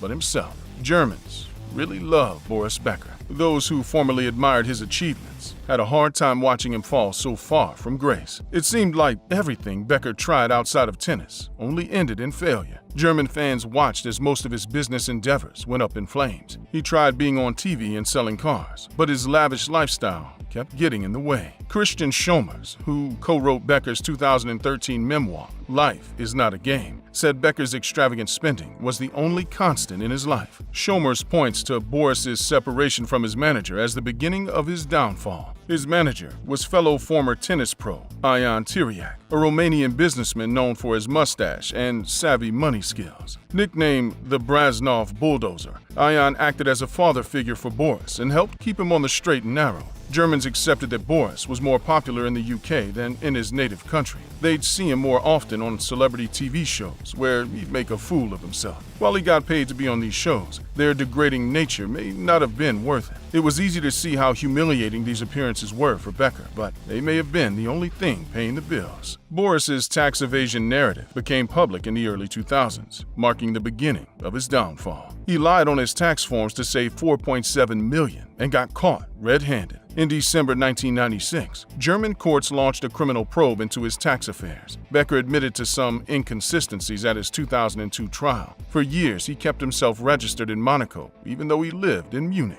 What's wrong with that? Well, Monaco is basically a tax-free haven. However, one must actually live in a tax haven to take advantage of it. Instead, Boris stayed in Germany. On October 24, 2002, the Munich District Court sentenced him to 2 years in prison for tax evasion. They ultimately suspended his sentence, which means he didn't have to serve any prison time. Still, he had to pay a $300,000 fine and donate $200,000 to charity. Becker struggled with gambling issues in the mid-2000s. However, he enjoyed gambling so much that he decided to do it as much as possible. He competed in the European Poker Tour and the World Poker Tour, and by 2013, he had earned more than $90,000 in poker winnings. Becker was a celebrity team member for the online poker platform PokerStars from November 2007 to mid-May 2013. Becker debuted as a poker amateur at an April 2008 tournament in Monte Carlo. He reached the World Poker Tour main event at the Bellagio in Las Vegas that same year, finishing in 40th place and earning over $40,000. In 2011, he finished 97th on the European Poker Tour in Barcelona, only winning $8,000. Becker went on to compete in many poker events for the next several years. He'd win a few $1,000s here and there, but never earned anything close to his tennis days. You also have to factor in how much he probably lost during his poker career, which was probably a lot. Becker struggled with his love life in the middle of all his success. After dating Karen Schultz from 1988 to 1991 and Cassandra Hepburn from 1991 to 1992, Boris fell in love with Barbara Feltus, whom he married on December 17, 1993. She was 8 months pregnant, and the two tied the knot at the registry office in his German hometown. However, things didn't last very long. Becker wanted a divorce in 2000, and in response, Barbara took their 2 kids to Florida and filed the papers herself. However, this voided their prenuptial agreement, entitling Barbara to over $2 million. So, what happened? Well, one day a woman came up to Barbara and claimed Becker was the father of her child. In his memoirs, Becker talks about how he confessed to a one-night stand with a waitress while Barbara was pregnant with their second kid. In January 2001, the pretrial hearing aired on German TV.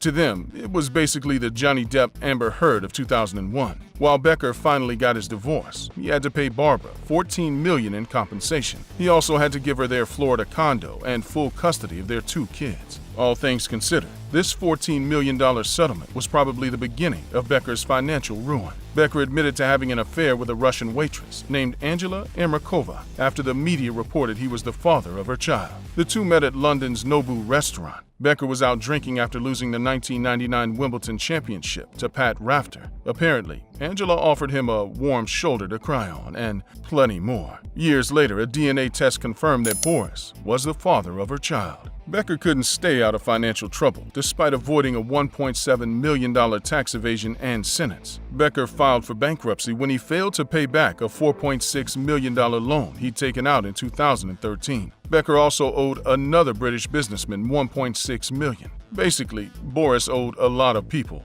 a lot of money. Money he didn't have. However, instead of paying them back, Boris hid some of his assets so they couldn't be seized by the court. He didn't tell them about a $1 million property in Lehman, Germany, more than $66,000 worth of shares he had in a tech startup. Of the $50 million he made through his tennis career, Becker claims most of it went towards his divorce settlement with Barbara. And this time, instead of taking pity on him, the judge sent him to prison.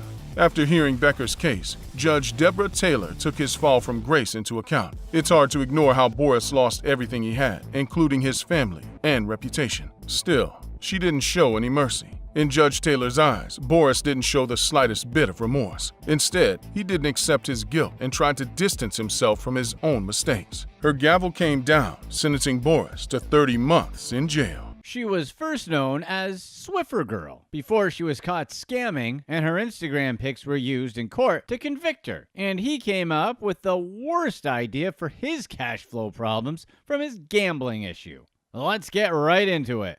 Number 3, gambling problems. Famous sports talk show host Craig Carton was disgraced when police arrested him for committing fraud when he convinced people to hand over millions of dollars for a supposed investment opportunity. Carton was arguably one of the best-known radio voices in the country. He had a lot of fans that trusted him, and he used his influence over them to his advantage. His morning show was called The Boomer and Carton Show, and his co-host was ex-NFL quarterback Boomer Esiason. The morning of Carton's arrest, Esiason initially told listeners that he called in sick, but midway through the broadcast, he announced that Carton wasn't there because he was arrested. He was as shocked as listeners were to learn that Carton was placed into custody by an FBI agent. Carton's career in journalism began when he graduated from Syracuse University in 1991 with a degree in broadcast journalism. Quickly after graduation, he worked at stations across the country, including Buffalo, Cleveland, Denver, and New York City. One of the first shows he hosted was called The Sports Guys, a morning show where the hosts joke while talking about different sports games. He became a polarizing figure that touched upon offensive material and generated controversy. At the height of his career, when he was working on the Boomer and Carton Show, Carton was making $2 million a year. Carton loved gambling, and his addiction soon spiraled out of control, leaving him in millions of dollars of debt.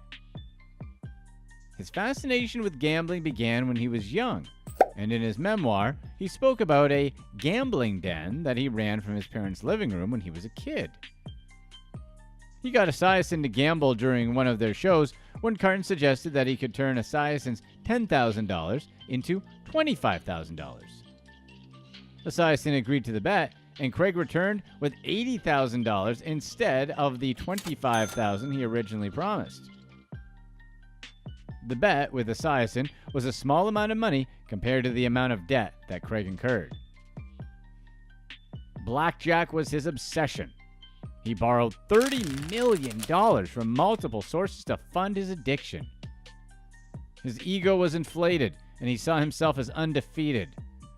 He would run into the casino before work and leave with hundreds of thousands of dollars, only to return later and do the same thing. As his debt amassed, Carton turned to loan sharks to borrow money for his casino trips. One of them was a general manager of Upper East Side strip club Sapphire 39, who lent Craig multiple high-interest loans for as much as $500,000 each in 2016 and 2017.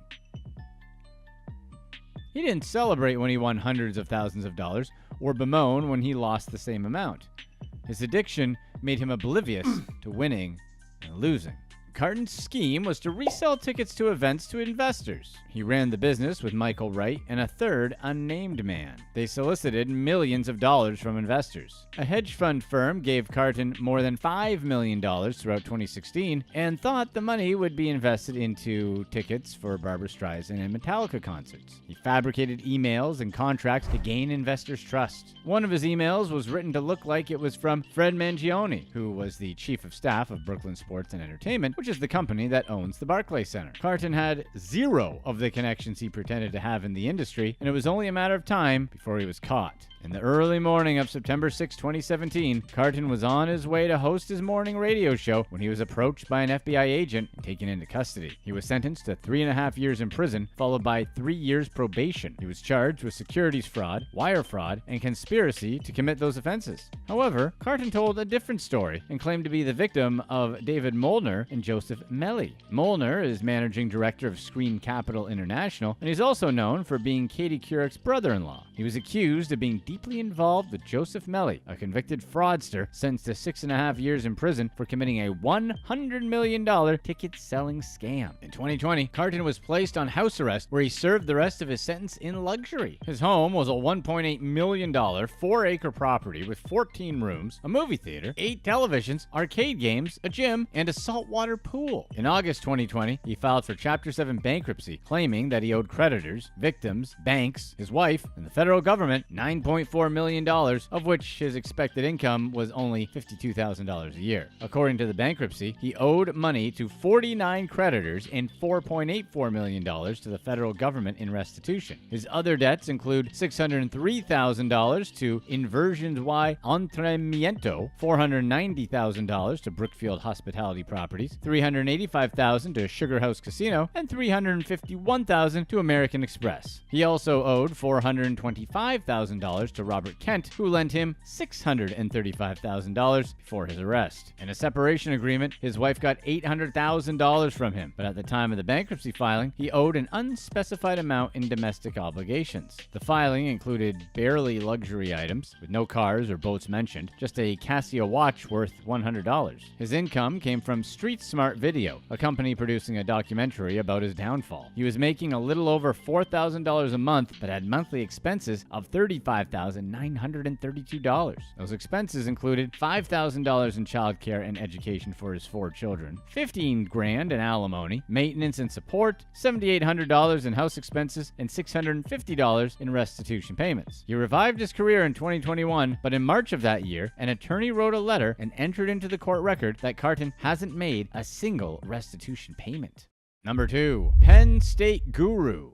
Brian Sapp is a Penn State alum who conned his victims out of $1.8 million with lie after lie. He ran a real estate scam where he was supposed to take money from investors to flip distressed properties. However, Sapp never flipped a single house. His college friends weren't surprised that he was the mastermind behind this entire operation. During his days at Penn State, he was kicked out of the architecture program due to his low grades. He handled failure very poorly, letting it destroy his self-confidence and making him want to create an illusion of success. Sapp told his friends and their families that he had contacts to help him find distressed properties in the Washington, D.C. area at low costs. Later, investors learned that he had never flipped a single property, although he bragged to his friends about how well his business venture was going and that he was crushing the real estate market. Some of his victims had to pay taxes on their made-up profits, and when they did so, he convinced them that they should reinvest. In fact, Sapp encouraged many people to reinvest while also encouraging them to talk to friends, families, and even co-workers to invest in his scam. Sapp's operation wasn't the cleverly organized business venture that he advertised. At the beginning of his scheme, he stole the name of the Alexandria home builder he worked for as a construction manager in 2012. He signed fake documents in the builder's name to legitimize himself, and throughout his scam, he used hundreds of sellers' and buyers' signatures that he had stolen. He set up Novus Properties, where he claimed to have identified distressed single-family homes in the District of Columbia, Maryland, and Virginia. He would then purchase the properties and resell them to guaranteed buyers. All that he needed from investors were funds to finance the property flips. Sapp fabricated documents to make victims feel safe by handing them money. He always bragged about his made-up success in the industry without ever closing a deal. The cracks in his scam showed themselves quickly when he used the money from newer victims to pay off older victims. His only on-the-job training came from the self-help books he read when he would engage in self-affirmations but not use any of the skills he read about to turn his business into a legitimate one. He started to bring people on to help him with the business. Sapp convinced his childhood best friend to quit his 6-figure paying job to work with Sapp. This friend was so close to Sapp that he named Sapp his children's legal guardian if anything were to happen to him or his wife. When he started working with Sapp, his friend had 3 children, and his wife was pregnant with their 4th. The friend found out shortly after joining Sapp that he wouldn't be provided with health insurance and wouldn't receive any of the money he was promised. Sapp was willing to do whatever it took to get people to keep investing. Although he had already lost lost most of people's life savings, he decided that he needed to hire actual employees and pay them a wage. He also spent some of the victims' money on advertising the business. Another business expense that Sapp paid for was to attend high-priced conferences. He met with real estate developers and other people in the real estate business. While he was at the conferences, he tried to give advice to the people he met, despite him not having any actual experience in the industry and being a fraud. The rest of the money went towards personal expenses. He went on golf trips and took many vacations, but one of his most notable purchases was a Mercedes van. He used the $80,000 van for tailgating in State College, PA, and outfitted it with satellite TV antennas and flat-screen TVs. He filled the van with beverage service stations, grilling equipment, and other amenities so he could host elaborate tailgating parties. Many of the people that attended the parties and enjoyed his elaborate van were his victims, who had no idea that they were the ones that ultimately funded it. The victims that attended his parties later testified about the over-the-top vehicle. When one of his victims finally went to authorities, Sapp knew his con was over. He claimed that he didn't have the money for a defense attorney, and his parents went into debt paying for one for him. Sapp thoroughly explained his scam to the FBI and prosecutors and shared thousands of falsified documents with them.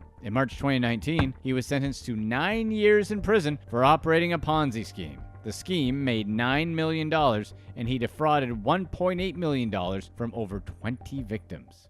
Number 1. Natural-born scammer. Danielle Miller was a Manhattan native and former Pepperdine University student charged with identity theft and wire fraud. Miller used stolen identities to apply for multiple loans, targeting pandemic relief funds from the federal government. She had a large Instagram following, and her photos were used by prosecutors as court documents. The pictures she posted included ones where she wore expensive clothes from Chanel, Gucci, or Prada. She documented booking seats on private jets and dining at the Beverly Hills Hotel, and shared videos of herself driving a Rolls-Royce convertible. Miller is the daughter of wealthy parents and graduated from the prestigious Horace Mann School, a private preparatory school in New York. She grew up only a few blocks from Bergdorf Goodman, a luxury department store on Fifth Avenue in Midtown Manhattan. In 2004, when she was in 8th grade, Miller became known as the Swiffer Girl. She was dared by a boy online to prove that she wasn't a prude. Miller accepted the challenge and recorded herself in 3 sexually explicit videos that featured the household sweeper. She claimed that being the Swiffer Girl made her popular and that everyone wanted to be around Swiffer Girl. Her friends remembered the story differently and were used to her frequent lies during those years. She hired a fake Rod Stewart to perform at her Sweet 16 and tried to pass him off as the real singer. A friend also claimed that she told them that her dad owned their building. Miller used to deny lying, but now she admits that it was something she often did when she was younger. Miller always loved being the center of attention and used social media to stay in the public eye. She started a TikTok account while she awaited trial, ignoring her probation officer's advice to delete all of her social media. She loved to show off her lavish lifestyle and owned many designer items. When federal agents searched her home, they found a Rolex, a Dior blouse and shoes, a Louis Vuitton bag, and Rimowa luggage. In 2016, she was featured in the Model on a Mission magazine, where she was called a philanthropist and entrepreneur. The article listed her charitable work, claiming that she co-founded a charitable organization, Fashion Forward, which raised funds for orphaned children in Botswana. It was used to tell the world about the online boutique she launched, where she planned to donate 5% of her closet profits to different charities every 3 months. While the article made her seem selfless and focused on the needs of others, it's most likely a post that was paid for by her. Here are a few of the dumbest ways to get caught. Number 10. The Training Center. 6 criminals picked one of the worst spots to plan a kidnapping, right next to an NYPD training center. A group of 6 men found their 19-year-old victim by offering to buy his car via the Facebook marketplace. They told him to meet at New Utrecht Avenue and 72nd Street in Bensonhurst, New York. When the victim arrived, our group of dumb criminals sprang into action. They blindfolded him and called his cousin, demanding $100,000 in ransom money. The resourceful cousin realized he could track the victim's location and quickly located his phone at Floyd Bennett Field, near the NYPD training facility. Officers were alerted and rushed to the area. They arrested 6 men, and the victim only sustained a minor injury to his stomach. It sounds like those trainees got an early taste of real police work. Number 9. Dirk the Penguin. Two Welsh tourists were on a working holiday in Queensland, Australia, when they got the crazy idea to break into SeaWorld and steal an unlikely pet, a penguin. But Rhys Owens-Jones and Kerry Mules did more than steal a penguin. They also swam with dolphins and released a fire extinguisher into a shark enclosure, which could have done severe harm to them and the sharks. After getting drunk at a beach party, they broke into the park with a teenage Australian accomplice. They stole a 7-year-old fairy penguin named Dirk from the aquarium and brought him back to their apartment. The duo woke up hungover and tried to take care of Dirk by feeding and showering him. They released him into a canal when they realized they didn't know how to take care of a penguin. Locals saw them release the penguin and called the police. Dirk was rescued and reunited with his partner Peaches at SeaWorld. Jones and Mules wrote letters of apology to SeaWorld and the Australian public for their actions. They insisted they meant no harm. Still, they were fined 1,000 Australian dollars each. Number 8. The Good Side. When Donald Chip Pugh saw his mugshot posted online, he decided he could do better. So, he sent the police a selfie with the caption, quote, "Here is a better photo. That one is terrible." Police wanted Chip for failing to appear in court in Lima, Ohio, for a DUI charge. They also suspected him of some vandalism and arson cases. In a Facebook post made by local police requesting tips on Chip's whereabouts, the police uploaded his old mugshot in addition to his new selfie. If Chip wanted that selfie to make the rounds, he certainly got his wish. Chip was no stranger to trouble. His previous encounters with police involved charges of disorderly conduct, breaking and entering, and violence. Chip wasn't worried about missing his court date. In fact, he thought he could go at his convenience. He told the local radio show, 2 Tons of Fun, that there would only be a 3-day penalty when he decided to turn himself in. The Escambia County Sheriff's Office in Century, Florida, finally caught up with him in January 2016. Number 7. The Return. A routine return at Walmart turned into a counterfeit case and physical altercation when employees discovered a sheet of fake money left inside a broken printer. Jared Carr brought his broken printer to a Walmart in Lake Hallie, Wisconsin, but forgot to bring his receipt. Employees rejected the return because Carr couldn't prove he bought the item at Walmart. He refused to leave until the return was accepted and employed some aggressive negotiation tactics with customer service. When Walmart workers inspected the printer and found pages of counterfeit $100 bills jammed inside, they called the police. Carr refused arrest, and for a good reason. When the police finally got him under control, they found more fake money in his pockets. He was charged with attempted theft by fraud, forgery, and resisting arrest. Number 6.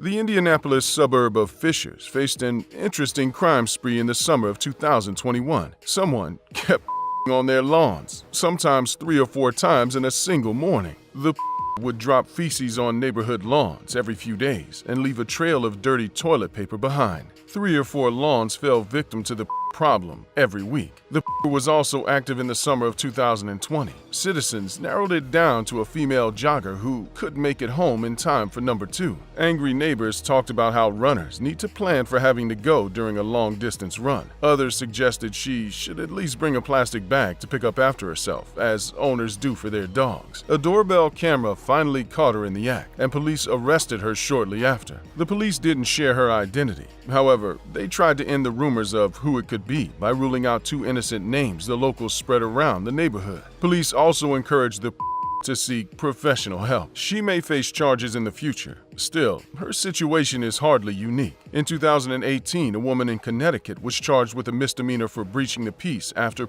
3 separate times in a cul-de-sac a few miles from her home. She blamed it on lactose intolerance. 2018 was a busy year for bandits. The jogger of Brisbane, Australia, was arrested after people photographed him going number 2 in public. He was a 64-year-old former corporate boss whose public indecency shocked the Australian people. In 2017, a Colorado Springs family was victimized by a woman called the Mad.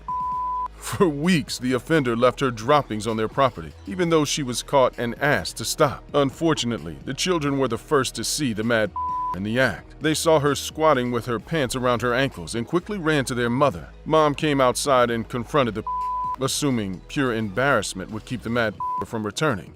She was wrong. The Mad kept coming back and leaving her dirty toilet paper behind. At one point, the mad defecated on the sidewalk in front of their home at least once a week for 7 weeks. Finally, the mother got a photo of the mad running away. She posted flyers around the neighborhood addressed to the female jogger that continuously uses our walkway as her toilet, pleading for her to stop. Nothing worked, even after seeing the mad run past the signs several times. They finally got so fed up that they went to the Colorado Springs Police Department. They said the woman could face indecent exposure and public defecation charges. The weird part is that there are plenty of bathrooms in the neighborhood, including porta potties and a gas station. The mad had a long list of victims on the block, including the local Walgreens and the backyards of several other families. Once the story made local news, the mad went into hiding, never to well, at least not on someone's lawn.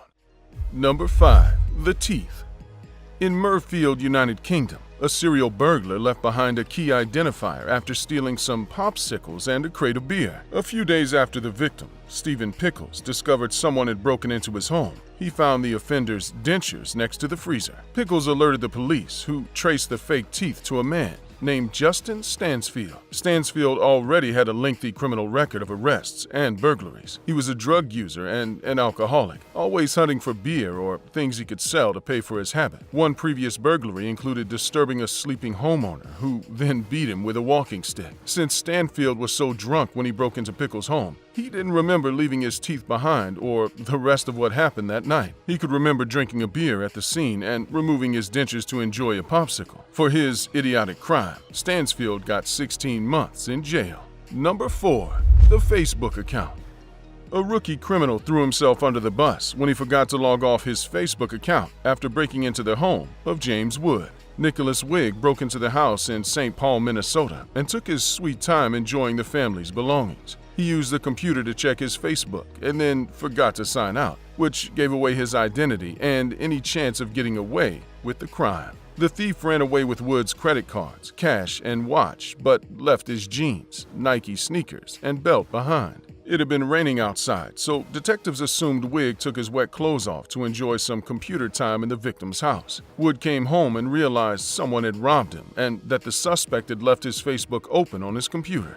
He made his own Facebook post saying that Wigg burglarized his home and listed his phone number to send any tips on the suspect. Then, Wigg reached out to Wood, asking to meet. He thought that if he returned Wood's belongings, he would get his clothes back, and this whole thing would go away. He was wrong. When Wood saw Wigg approaching, he immediately called the police. The cops arrested Wigg for breaking into Woods' home. He faced up to 10 years in prison and $20,000 in fines. While news of his actual sentencing faded into obscurity, Wigg will go down in history as the dumb burglar who needed to check his Facebook. Is his story more about the clumsy actions of a petty thief, or the grip social media truly has on some people? Number 3. The video game. Clint Butler was on the run after escaping British jail in November 2020. He had already served 14 years of a 17-year sentence for robbery and weapons possession. The fugitive was wanted for months before being caught by police in Birmingham. Butler decided to venture into town that day because he was bored during the COVID lockdown. All he wanted was the new Call of Duty Black Ops Cold War video game. Butler and a friend noticed police in the distance. They turned around rather suspiciously, causing police to chase after them. When the police caught up with them, Butler gave a fake name and said they were in town to buy Call of Duty. He also admitted to carrying marijuana. Police were about to run his phony name through the database when Butler went into a violent craze and attacked the cops. Police restrained him, put him in handcuffs, and called for backup from nearby officers. Butler is now back in jail with an extra 2 years added to his sentence for breaking out of jail and assaulting police officers. At least he has a few years of new Call of Duty games to look forward to when he's out. Number 2. The Tip Jar. Gabrielle Canales and her friends riding in the back of an Uber thought they could get away with stealing from her driver's tip jar. Little did they know that they were being recorded the whole time. A dashboard camera caught Canales reaching into the hard-working driver's tip jar while making eye contact with the camera. The video went viral, and she faced several threats for her behavior. Gabrielle apologized publicly and returned the $5 she stole, but nobody forgave her. She received tons of internet backlash, and she had to make several public apologies until the story faded from the headlines. was stealing $5 from an Uber driver worth landing on the wrong side of internet fame. We imagine Canales wished she never reached her greedy hand in the tip jar. Number 1. The Pier. Where there's a pooper, there's a pier. Police in St. Petersburg, Florida, caught a man peeing on the bumper of a marked police car. They apparently had him in handcuffs before he even finished the job. David Marcel Lewis Johnson was caught in the act on February 8, 2020, at about 1 a.m. Johnson, a Detroit native, didn't cooperate with police questioning and pleaded not guilty to disorderly conduct for urinating in public. After a family member paid his $250 bond for the misdemeanor charge, the police let him go. The moral of the story: if you're going to pee on a car, don't pee on a cop car, especially not with actual cops inside. Click to watch one of these next videos and let us know in the comments section what you would rather do: go to jail for a week or pay a $5,000 fine to skip it.